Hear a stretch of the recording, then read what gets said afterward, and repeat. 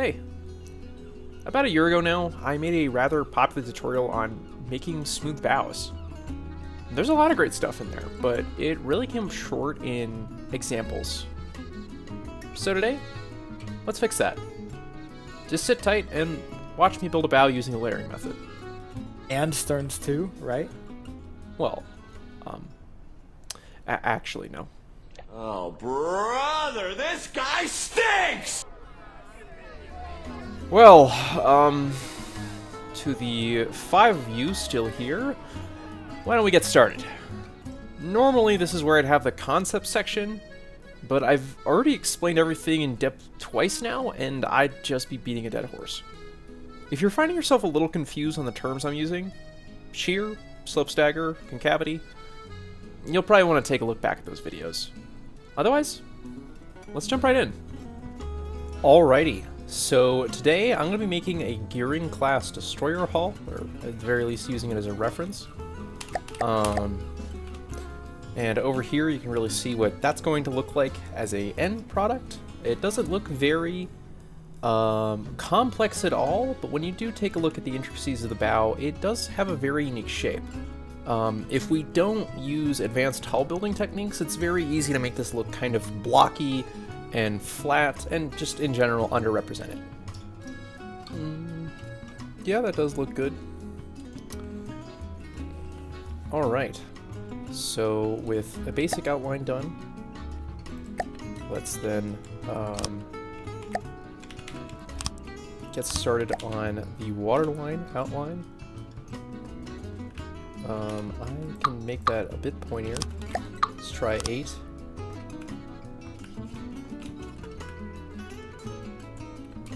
I'm looking down the length of it just to kind of see where the end result's going to go, and currently we're actually doing really good.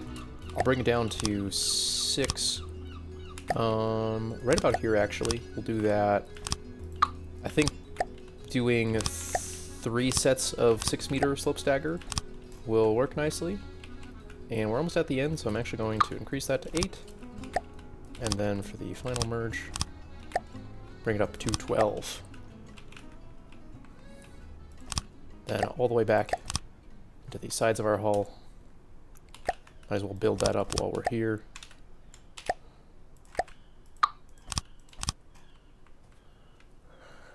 And there we go. So, really I'm gonna set myself up for a unique challenge today. For the deck line, I'm actually not going to use a spin block. I do get a lot of people saying they don't want to adapt this method because it has a spin block bow, and nobody who takes their vessels into combat is really going to want the deck of their ship getting shot off with a lucky hit. So yeah, spin blocking makes our lives easier, but theoretically we don't actually have to do that. Being a Gearing class destroyer, the shear actually starts really far back. This diagram highlights it really well. Notice how the shear is highlighted in this whiter color here. It's actually gray. But it comes all the way back to around right in the middle of the ship, actually.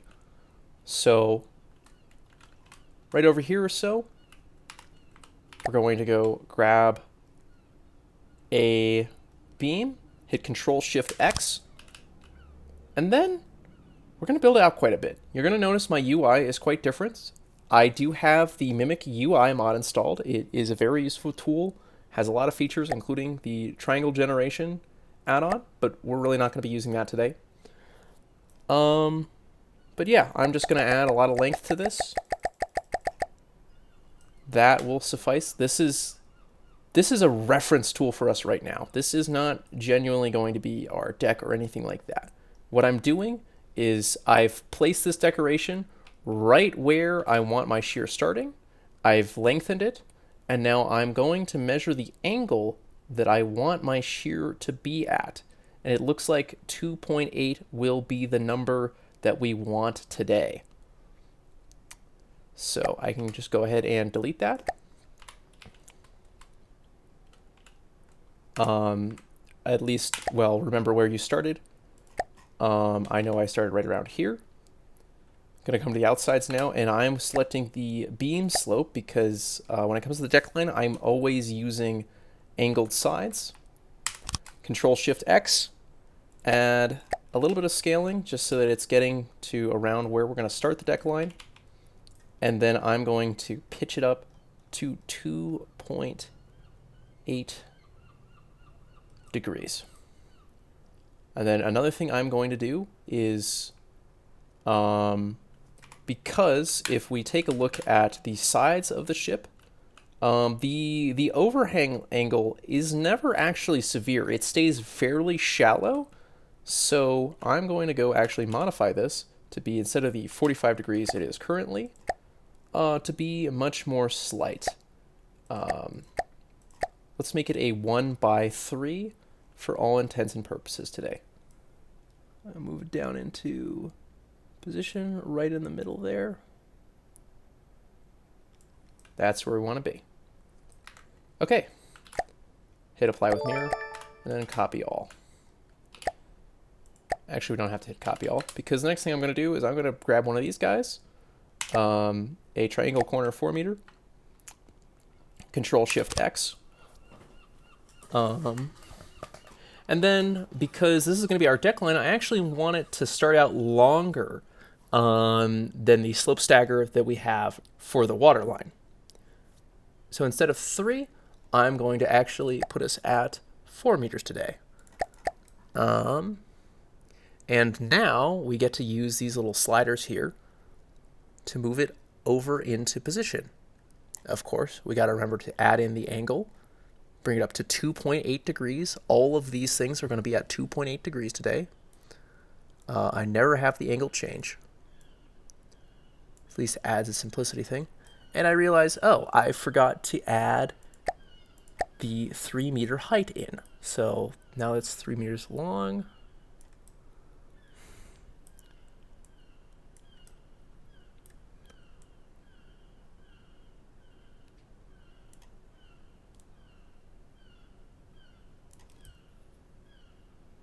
That's perfect right there. Okay. Now that that's in position, we're just going to add another decoration. We're going to move it off to the right 1. And of course, we're going to just use the alloy inverted triangle corner. And that just complements the other shape like that. And as you can start to see, our hull is coming together. All right, now that that's in place, I'm just going to copy my work and then move forward to the next item, roughly around where we're going to be working. Again, we're just going to focus on that first decoration. We're going to bring the second one up to speed in a little bit.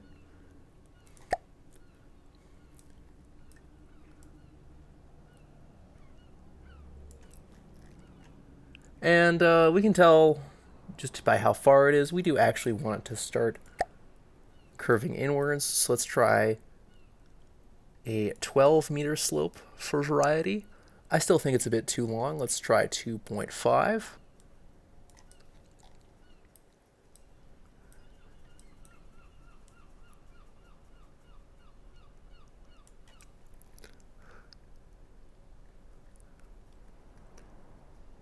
I think that's going to do quite nicely. All right, now that that's in place, repeat the steps. We copy that, paste it over there, move it right 1, and then we just select the alloy inverted triangle again.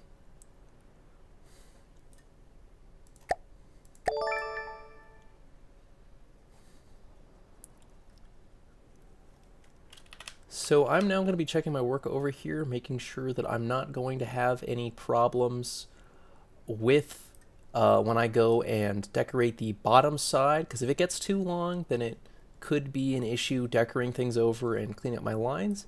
And you can tell just it's sticking out a little bit too far here.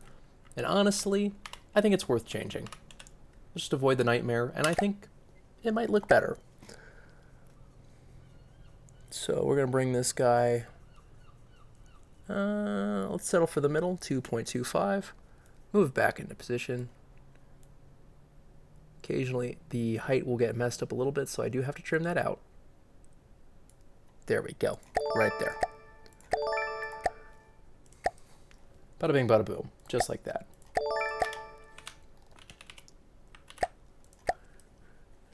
And we're going to rinse, wash, and repeat until we get to the end. So, despite my cautioning against it, I do realize that it is kind of inevitable that the overhang is just kind of going to get wider here. This, around 2/3 up your bow, that's where your overhang is going to be most extreme, because the slip stagger down here at the bottom has been short for a little while now, but we're still rocketing past. We only kind of curve in at the very end. Now, it's still very sleek, I guess you could say, but that is how it goes. So, let's future-proof it a bit. Sometimes we're just going to have to take our work from above, copy it, and then move it down. And then back up into position, a little high. Actually, I think it was right on the money. There we go.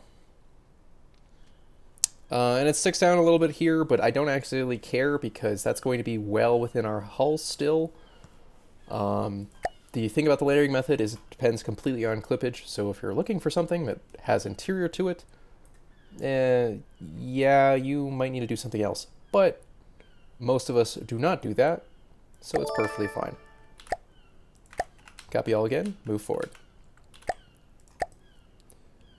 Really want to make sure that we're going to be good meeting the end here, and honestly, I like the current angle the bow's at, so we're just going to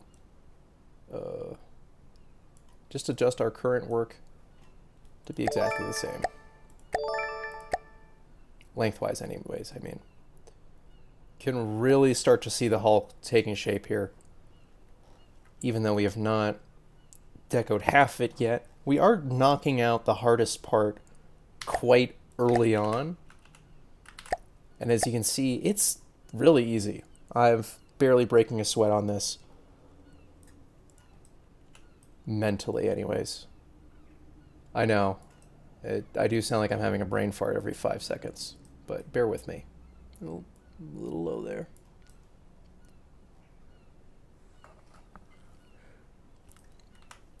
So you'll notice there's this little gaping triangle that has appeared there. This can be quickly fixed if I can go. Just find this lower level here. You can click on the physical decoration, usually, to just access it. And then we add another inverted triangle right over there. And continue as always. Alright, so I got 2 left. But now that I'm on the center line, apply with mirror isn't going to work anymore. So I'm going to do something everyone's going to hate, and I'm going to add an alloy block here. But if that bothers you, you can just take the little bit of extra time to not do that. I think I said it before, but if I sound like I'm constantly having a brain fart, that's because I am, right there. And because we're on the center line, we're going to get rid of these guys. And of course, notice that this guy's too long, so let's bring that back to just its original 4 meters length. Hide original mesh. And then apply with mirror.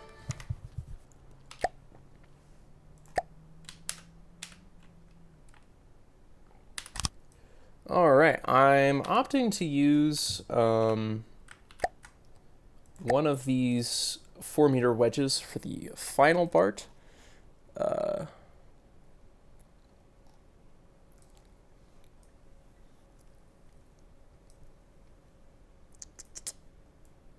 Position. We're going to 2.8, I said, right? So that's going to be 87.2, and it needs to be a little bit longer as well.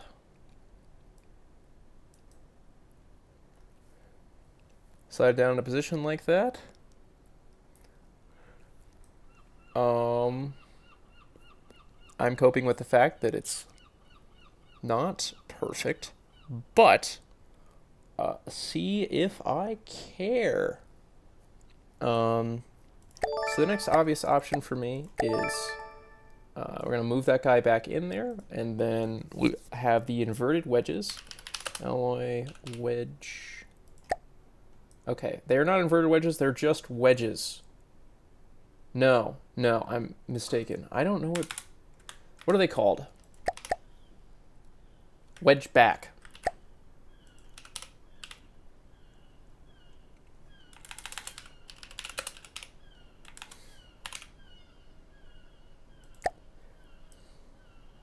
I do not know if they are called this in the regular game. The Mimic UI mod does have some fancy terminology when it comes to regular things. So, for example, in regular FGD, you could just type in a slope and get the slope options, but in the advanced Mimic UI mod, you have to call them down slopes. Just fun tidbit of knowledge that might help you. And we're gonna make that at least 4 meters long, just cover all our bases, and make sure it's going to merge nicely with all of those wedges down below.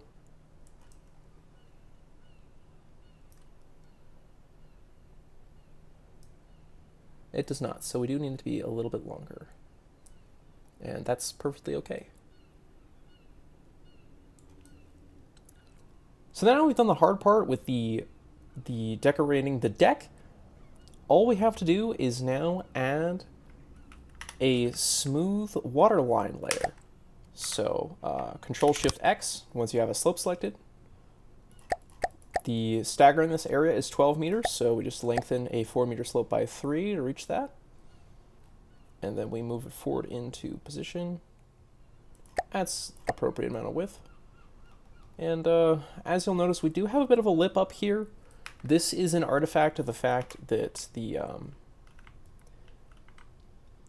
curvature of the waterline layer starts at the exact same spot that the curvature of the deckline layer does. So if we had moved this back, you know, maybe 8 meters or so relative to the deckline layer, then this artifact would not be forming. So we're just going to have to cope and make this wider.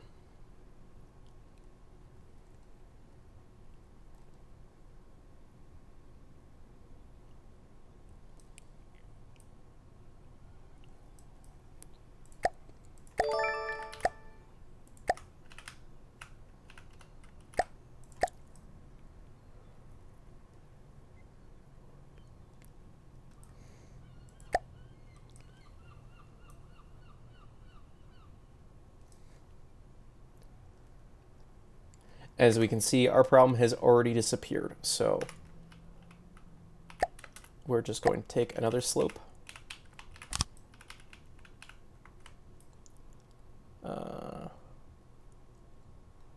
Adjust it proportionately on the vertical, and then lengthen.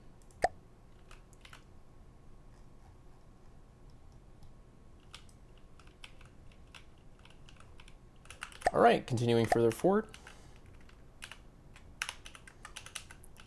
We're copying our work from earlier. That's just a widened slope. It's 6 meters long, so it's going to be 1.5 times the length, and then we just move it back into position. That was a little too far. There we go. Checking our work up front, looking great. Apply with mirror, copy all, and then we're going to repeat that a few times because that's what the stagger is.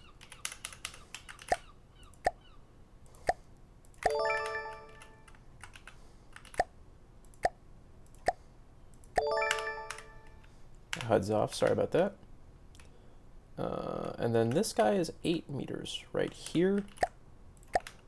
So back up to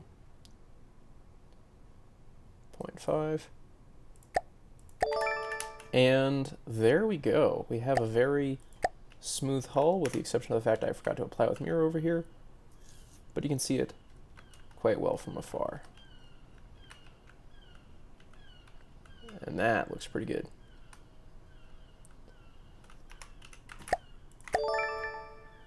I do want to clarify, in my previous video, I did recommend using transition blocks for this part, I do not care anymore, because the second you stretch a transition block, let's say we have to make it an 8-meter transition, and then we're still trying to keep 45 degrees up on the front, so that means we have to make it too tall, and it gives so little angle. I really just use downslopes for everything instead, because the second you have changing shapes and you're trying to line up a slightly shorter one with its friend, you notice that the angle's different, and it performs these little flat spots here. And it's so frustrating, takes so much calculation, and when you're working with just vertical beams like this, you don't have to worry about it. I would much rather go in and add angle either in the top layer or through additional merging layers. I'll probably make a lot more videos like this showing off my work. Please let me know if you like that. But otherwise, let's just add the below waterline section, which is really going to be very simple today.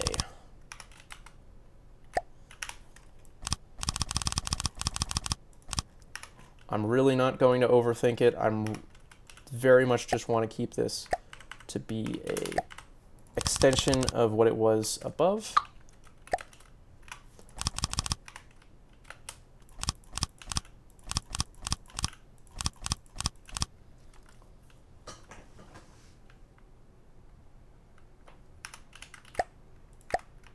Now that I have all that in place, I'm just really going to be copying what we had above and making sure it exists below.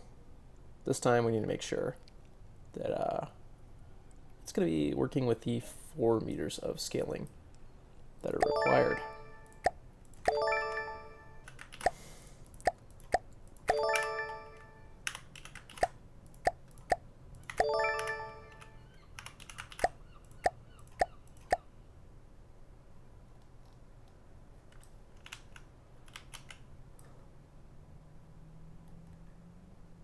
Oh.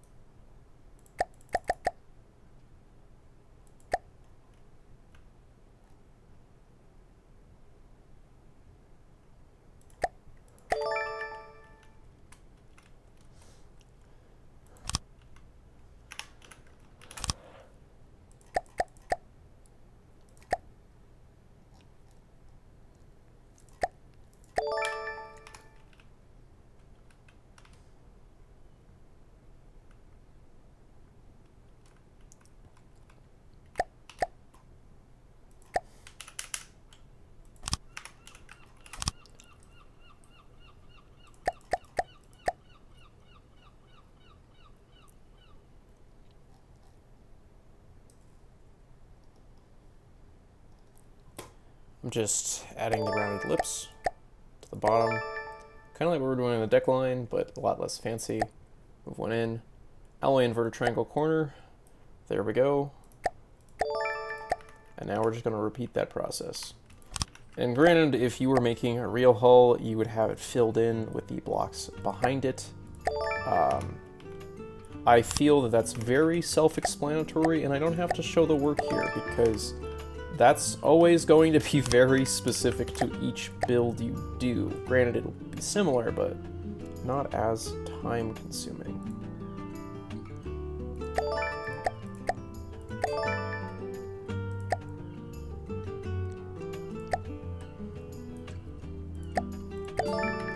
All right.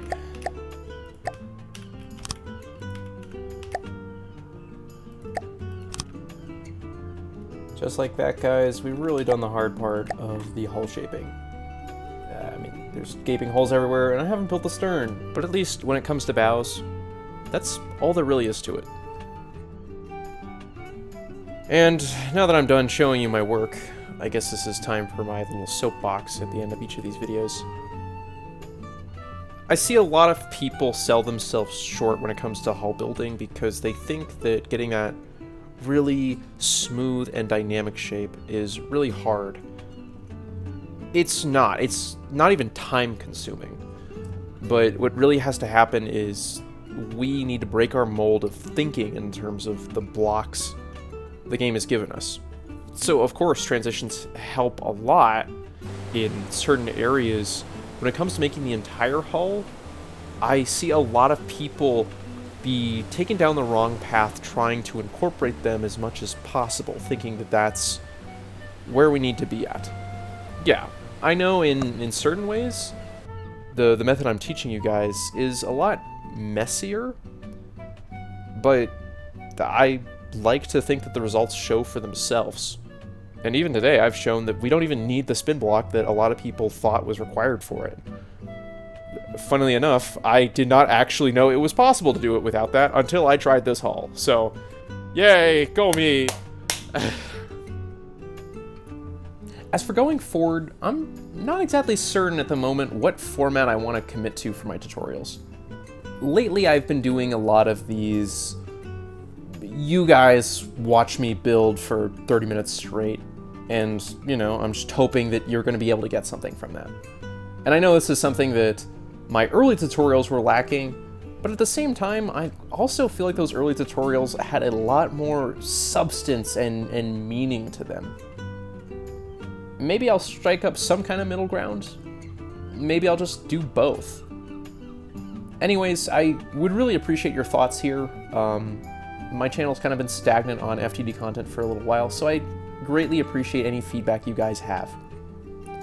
Anyways, that's all from me for today. Thank you for sitting tight this far, and I hope you guys have a great evening.